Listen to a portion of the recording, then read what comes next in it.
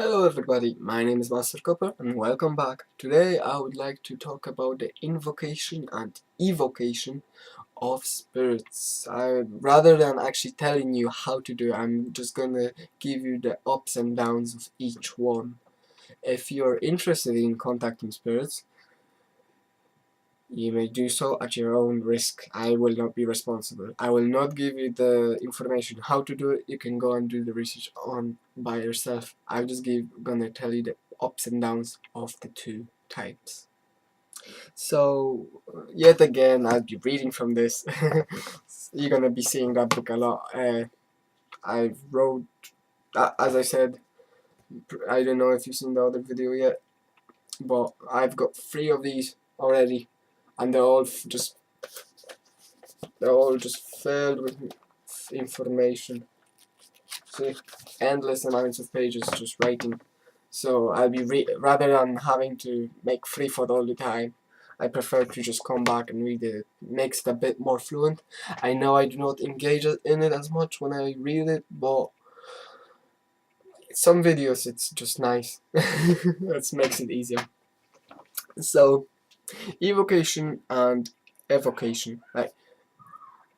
IN will be invocation and EV will be evocation. Okay? Invocation and evocation, right? EV will be evocation. So invocation and evocation have both the pluses and minuses. It's just so you can easily distinguish.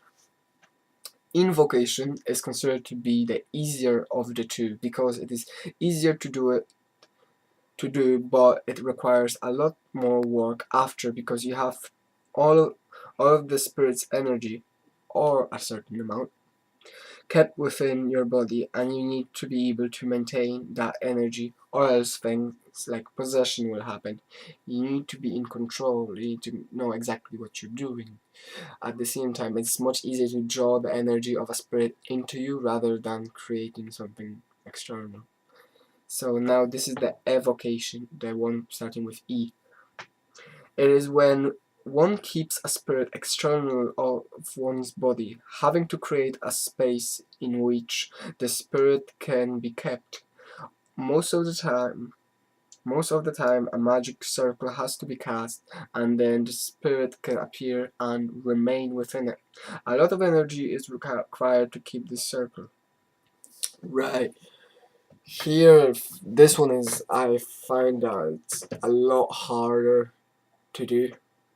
By logic, I've never actually tried summoning. I haven't done invocations or evocations. I haven't done either of those.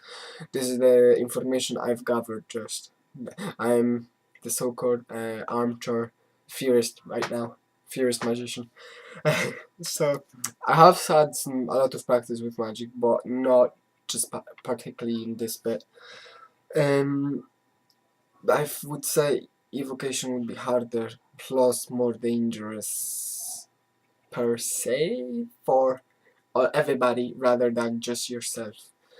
Because first of all, you have to create a space, then you have to create a possible vessel as such in order to keep the spirit within it for the duration of the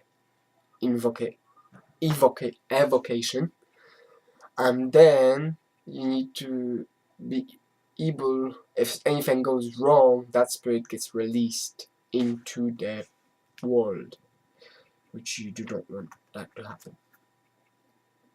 But that is basically the ups and downs of evocation and evocation. Evocation is easier to perform, but evocation is easier to maintain, and if you cannot get possessed, and you cannot get possessed as easily. That was my side note.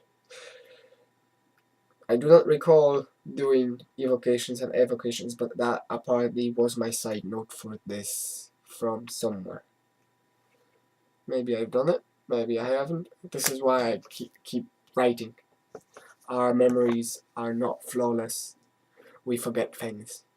And it's good to write your experiences with everything. I have 2 special books for astral traveling and 1 for dreams. So I hope you enjoyed this video. I hope you learned something. Please reconsider if you actually want to be doing things like that. because it can be dangerous. I'm not saying it always is. If you know exactly what you're doing, I'm sure you're gonna manage. But make sure you do the proper research before attempting anything. And make sure you choose a specific spirit and know exactly the ins and outs of it. Right, I hope you enjoyed this video. Leave a like if you did. Comment if there was something I overlooked so people can learn as well. Have a wonderful day, have a nice time, and be happy. Good.